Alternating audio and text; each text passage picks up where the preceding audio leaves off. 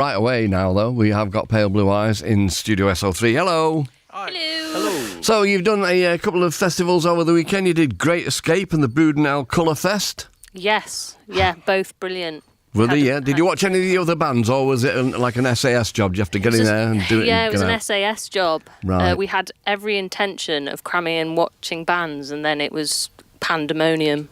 Right, okay. It's a shame that, isn't it? It was often the case when I was playing as well. You know, you'd go to a festival and you think, oh, I wouldn't mind seeing them. Yeah. And then, of course, you can't. Talking to the wedding present just last night, and they're doing, is it The End of the Road that they're doing? I think it might be. And Devo are playing, and the chance to see Devo and not be able to do it because you've got to trundle off in your van somewhere, very frustrating. So, but they were good shows for you, were they? Really fun, yeah. And we played at the Brood as well. Yeah, it's been a lovely week actually. Okay, well, it will continue. You've got more dates looming large, which we'll get to in a moment. So is your single, Takes Me Over, is that out today, is that right? Yes, indeed, it is. Right, okay. And so we were talking earlier about the album, the looming album, which is called This House, on Full Time Hobby, wonderful label. So when are we expecting that? So that's going to come out in September.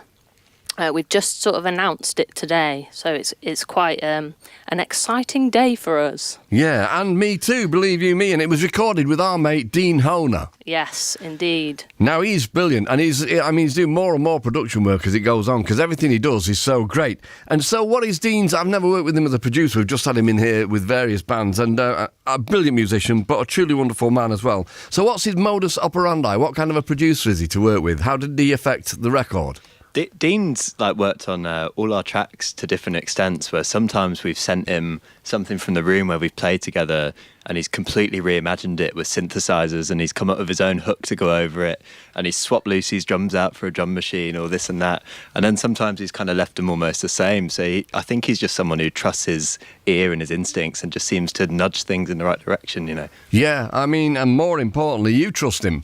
Yeah. Because if you With didn't, my life. Yeah, if you didn't, you'd chuck him out, wouldn't you?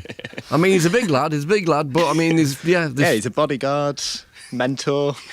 He's everything rolled into one. We love you, Dean. I hope you're listening, mate. I'm sure you will be. So it took a long time for the album to come together, the gestation period, but you had a late flourish, I believe. So yeah, we did it.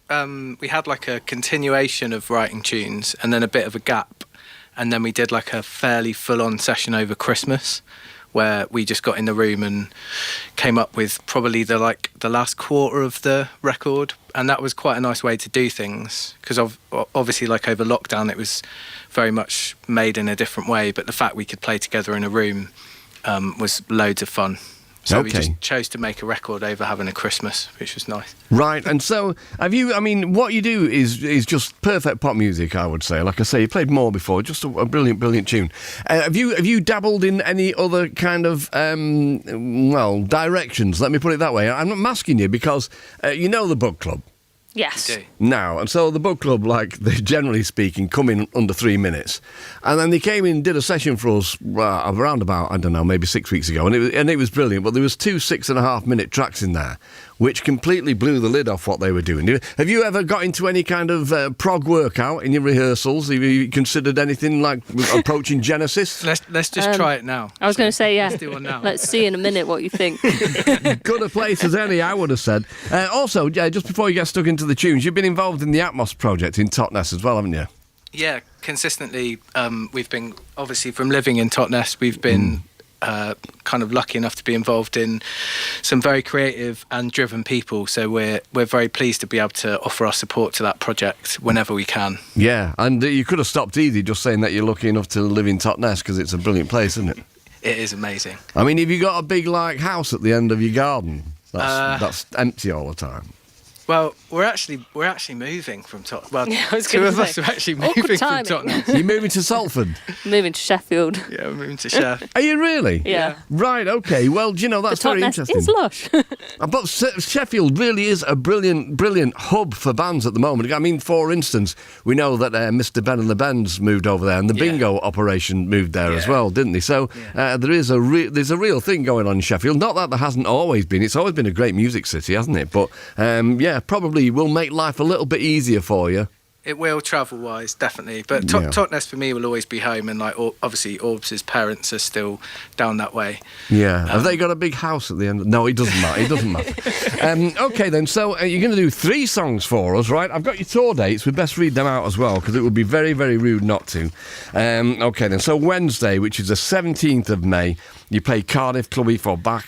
The 18th, you play Tunbridge Wells Forum. 19th, Hebden Bridge Trades Club, brilliant place. The 20th, Sheffield Get It Together Festival. The 27th, Catton Hall, Derbyshire, Bearded Theory Festival. 31st of May, Norwich Arts Centre. 1st of June, Birkenhead Future Yard. I've got to make it there at some point, surely. 2nd of June, Craigwood Cockermouth, that's the Buttermere Bash. The 9th of June, Kirklington Park, Oxfordshire, Kite Festival. You're playing Glastonbury on the 23rd of June. Then you're playing Bexhill Seaview Festival on the 8th of July. The 29th, you're playing Deershed, again, brilliant festival that I've been to. 13th of August, New Quay Boardmasters Festival. And then on the 17th of November, London Village Underground. Excellent. Okay, really looking forward to what you're going to do for us. So some prog rock then, I am imagining, from Pale Blue Eyes. Take it away. Thank you.